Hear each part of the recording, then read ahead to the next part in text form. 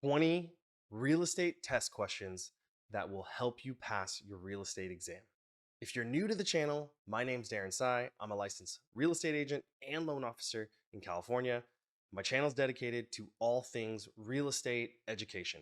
If you've been on my channel, welcome back. And per many of your requests in the comments, you guys wanted 20 question videos. So today I made a compilation video. It's going to be 2 sets of 10 questions. So you'll be getting 20 questions to help you pass your exam on that first try. Before I dive into the questions, drop a comment on what state you're going to get your license in. Question number 1. Sarah just bought her first new home. Congrats, Sarah. Huge accomplishment. She put 20% down and got a mortgage for the remainder. The difference between what Sarah owes and what her home is worth is known as what? A. Principal. B. Capital gain. C. Replacement cost. D. Equity. The answer is D. Equity. So equity is basically just the difference between the value of your property and the remaining loan amount. Question number 2. A reference list of alternative comparable properties is sometimes referred to as the A. Cheat sheet. B. Telephone answering register. C. Switch sheet. D. Alternative list. The answer is C. A switch sheet. So yeah, this one answer is C. Switch sheet. Question number 3. All of the questions could help you determine a prospect's capacity to make a purchase, except which one? A. How much do you have in your savings account? B. Have you been pre-qualified or pre-approved by a lender yet? C. Do you need the equity from your current home for the new home purchase? And D. Where do you and your spouse work? The answer is A.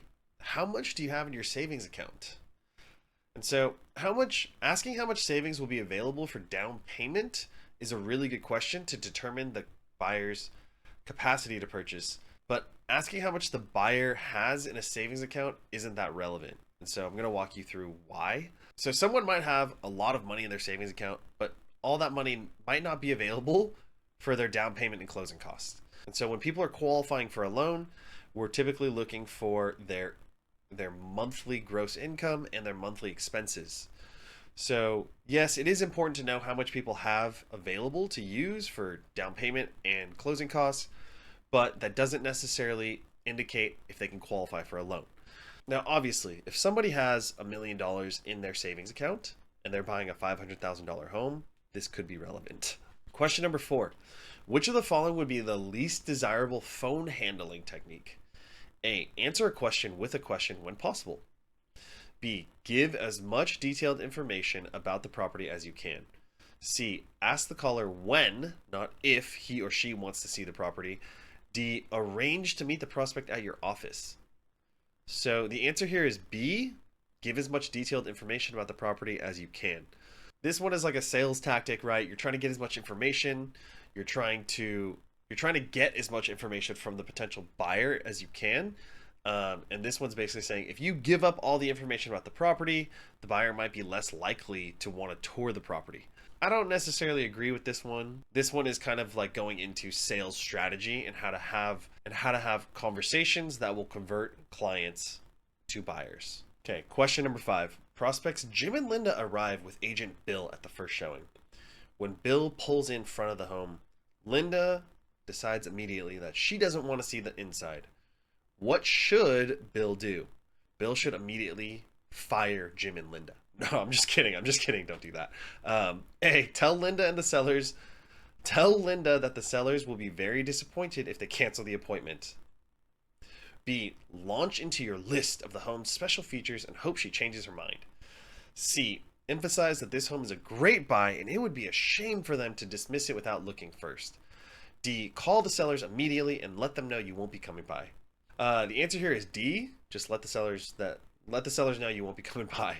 You know, our job as agents is to represent our clients and their best interests. So at the end of the day, Bill's job is to get Jim and Linda the home that they want. And if Jim and Linda don't want to see the house, don't see the house. But make sure you let the listing agent and the seller know.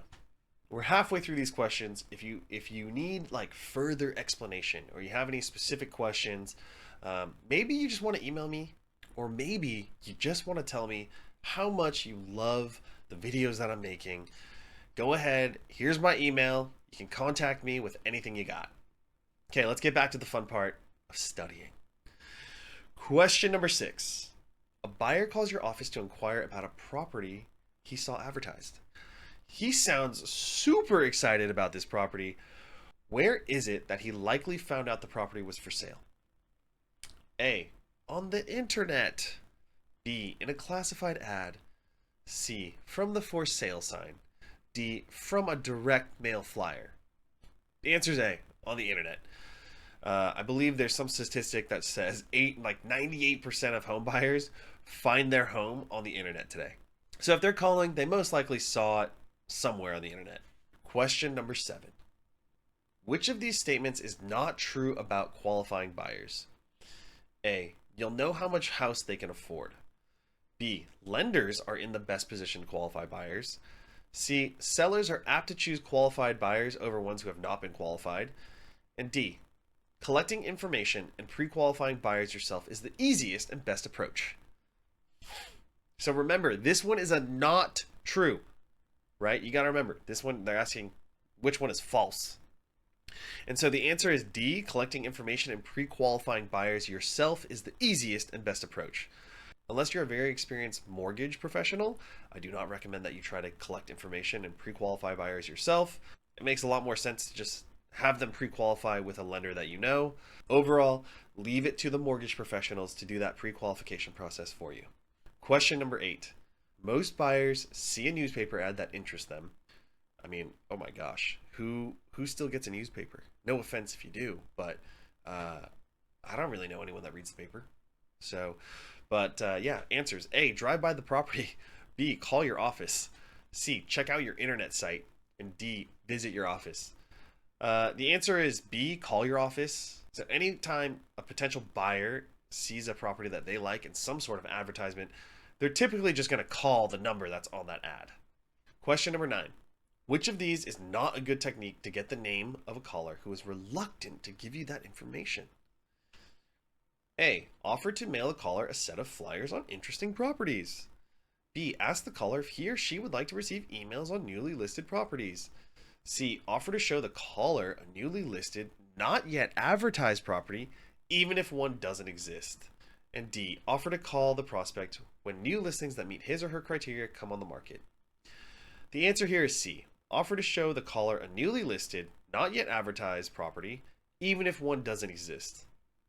Yeah, just don't lie. Like, lying is just bad. Don't do that. That's how you lose trust and credibility. So yeah, just remember this one is a not question, right? So which of these is not a good technique? Make sure you read the questions carefully. You have clarity. You have clarity on what it's asking. Question number 10. Which of the following is not an advantage of home ownership? A, increase in property value. B, increase in equity. C, repairs and maintenance. D, tax deductions.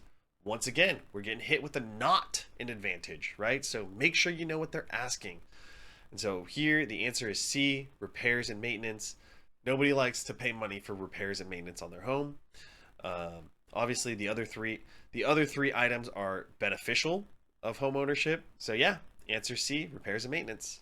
Now that we've been through 10 questions, if you like these types of questions and you want to actually purchase your own testing kit, there's a link in the description where you can buy the same material that I'm getting these questions from and that I used to pass my real estate exam and loan license test on the first try.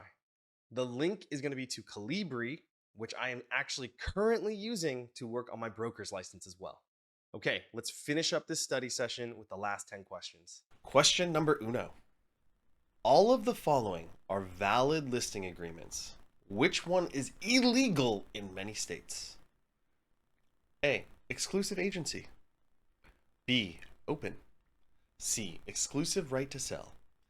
D, net. The answer is D, net. So A, B, and C, right? Exclusive agency, open, exclusive right to sell. Those are pretty standard. Those are very common. Make sure when you're studying, you actually know the definition of each. Net listing agreements are illegal in many states because they could make it so there's a conflict of interest. The broker might put their own interest ahead of the seller. Question number 2. Which of the following statements is not true about a net listing? Be careful, this is a not question. A. Sets a limit on the commission a broker can earn. B. Is generally viewed as unprofessional. C. Is illegal in many states. D. Allows a broker to have as a commission anything above the minimum the seller sets. So we're really getting into this net listing today. And so the answer is A. Sets a limit on the commission a broker can earn. And let's just kind of go over what a net listing is, right? So the seller sets a minimum price that they want to receive from the property, and they let the broker set the selling price at any amount the broker wants. The broker then keeps the difference between the seller's minimum requirement and the selling price. This is viewed as unprofessional and is discouraged in California, and it's illegal in many states. Which is true of an exclusive authorization to acquire property agreement? A. The buyer must pay the broker a commission. B. The broker will owe fiduciary responsibilities to the seller as well as the buyer. C. It must specify a definite termination date. D. Commission is never involved. The answer is C. It must specify a definite termination date. Basically, the exclusive right to acquire property agreement authorizes the broker to act as the buyer's agent, with the agent owing the buyer the same duty as a listing agent owes a seller, with the commission being negotiable and with the commission possibly being paid by the seller. And this is for all exclusive agency agreements, right? The agreement must specify a termination date, right? That's a part of making a contract legal. Question number 4. When the broker and seller agree that the broker can receive commission for a specified number of days after the listing expires if selling to a named party on a list, it's referred by what term? A. Security clause. B. Non-penalty clause. C. Safety clause. D. Effective period. The answer is C. A safety clause. So listing agreements contain safety clause, which is an agreement between the seller and the broker that the broker might actually receive a commission if the property is sold within a specific number of days after that listing agreement expires to someone to whom the original broker showed the property during the listing period. But the buyer's name must appear on a list the broker gave the seller within 3 calendar days after their listing expires. Question number 5. Which kind of listing gives one broker the right to sell, but allows the owner to sell the property and not owe a commission to the broker? A. Non-exclusive agency. B. Exclusive agency. C. Exclusive right to sell. D. Net. The answer here is B. Exclusive agency. So I'm just going to walk through the definitions of each answer here. So a non-exclusive agency is an open listing where the client has the right to work with any number of brokers or sell the property themselves without owing a commission. An exclusive right to sell gives one listing broker the right to be paid commission regardless of who sells the property, while an exclusive agency gives exclusive right to sell to one broker and requires the seller to pay that broker only if the broker actually sells the property. Okay, so we're about halfway through the test questions. If you like studying with me and you want to pass your exam on the first try, go ahead and just hit that subscribe button. Okay, now let's get back to these test questions. Question number 6. Which of the following forms is non-standard and should be prepared by a broker to give to sellers? A. Natural hazards disclosure. B. Water heater compliance. C. Estimated seller's proceeds. D. Defective furnaces in California. The answer is D. Defective furnaces in California. The defective furnaces in California form is not a standard form, but one that the broker prepares to give to the seller to explain that the Consumer Product Safety Commission has issued a warning for a certain type of attic furnace which has been known to cause fires. So this one is just a compliance disclosures question. It's going to be important to note what some of the standard forms and disclosures are. Question number 7, another compliance disclosure question. Which of these documents is for sellers only and not for buyers? A. Smoke detector statement of compliance. B. Real estate transfer disclosure. C. Residential listing agreement. D. Seller's affidavit of non-foreign status and or California withholding exemption. The answer is C. The residential listing agreement. So if you're a successful real estate agent, you're going to want to be very familiar with this form. This is the form that gives you the right to work with a homeowner and list their home for sale. And so the listing agreement has nothing to do with the buyer. The listing agreement is completely between you, the agent, and your brokerage, and the homeowner who wants to sell. Question number 8.